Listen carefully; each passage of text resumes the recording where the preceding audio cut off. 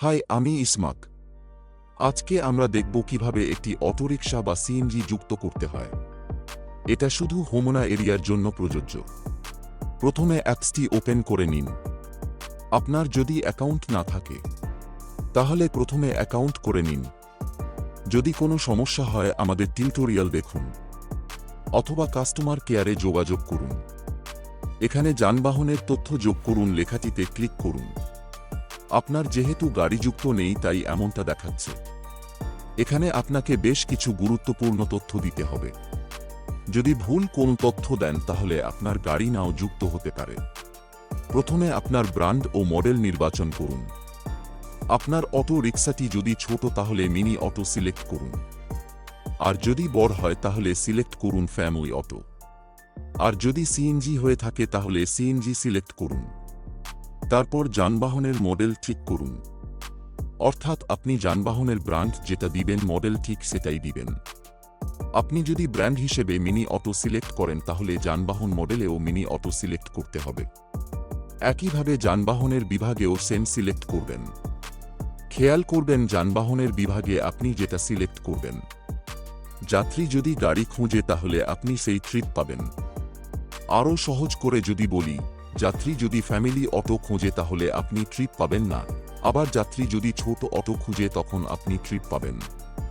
মানে আপনি এখানে যেটা সিলেক্ট করবেন যাত্রী যদি সেই গাড়ি খুঁজে তাহলেই কেবল ট্রিপ পাবেন। তারপর আপনার পার্সেল ওজন ক্ষমতা দিতে পারেন। এটা চাইলে নাও দিতে পারেন কারণ বর্তমানে আমাদের কোনো পার্সেল সার্ভিস নেই। আবার চাইলে দিয়েও রাখতে পারেন। এটার মানে হচ্ছে আপনি কত কেজি ওজনের কোনো একটা জিনিস নিয়ে যেতে পারবেন। তারপর আপনাকে দিতে হবে লাইসেন্স প্লেট নম্বর। যদি আপনার গাড়ির লাইসেন্সের প্লেট নাম্বার না থাকে তাহলে যেখান থেকে গাড়ি কিনেছেন সেখানে চেসিস নাম্বার আপনাকে দিতে হবে। আমরা রিকমেন্ড করব আপনার গাড়িটি লাইসেন্স করে ফেলুন। যদি একান্তই কোনো তথ্য না খুঁজে পান তাহলে এনআইডি কার্ডের নম্বরটি বসিয়ে দিন। তবে গাড়ির লাইসেন্সের কাজটি দ্রুত করে ফেলুন। তারপর আপনাকে দিতে হবে লাইসেন্স মেয়াদের শেষ তারিখ। যদি আপনার লাইসেন্স না থাকে তাহলে আপনি সময়টা একটু বাড়িয়ে রাখুন। তারপর আপনাকে দিতে হবে জ্বালানির ধরন। যদি আপনার সিএনজি হয় তাহলে সিএনজি সিলেক্ট করুন, আর যদি অটো হয় তাহলে আপনি যে কোন একটা সিলেক্ট করলেই হবে। তারপর আপনাকে দরকারি কিছু তথ্য দিতে হবে। আপনার এনআইডি কার্ডের ফটোকপি, আপনি যেখান থেকে গাড়ি কিনেছিলেন তার কোন মেমো অথবা ডকুমেন্টস। সাথে চাইলে আপনার বিদ্যুৎ বিল এর তথ্য দিতে পারেন। এর জন্য প্রথমে আপনি ছবি তুলে নেবেন। তারপর এখানে ক্লিক করে আপলোড করবেন।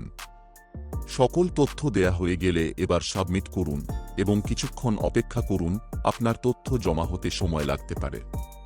যদি ফর্মটির সাবমিট হয়ে যায় তাহলে অপেক্ষা করুন। ইসমাক আপনার তথ্য যাচাই করবে। যদি সবকিছু ঠিক থাকে তাহলে আপনার গাড়ি এপ্রুভ হবে, আর যদি কোন সমস্যা থাকে তাহলে আপনাকে জানিয়ে দেয়া হবে। আমরা দেখতে পাচ্ছি আমাদের গাড়িটি এপ্রুভ হয়ে গেছে। এখন থেকে আমরা ট্রিপ পাব। আর সব সময় খেয়াল রাখবেন আপনার এটি যেন অনলাইন থাকে, না হলে আপনি কোনো ট্রিপ পাবেন না। বেশি বেশি ট্রিপ পেতে অনলাইনে থাকুন, যেখানে মানুষ সবচেয়ে বেশি সেখানে থাকুন। ধন্যবাদ। আমি ইসমাক, ইসমাকের এআই ভয়েস।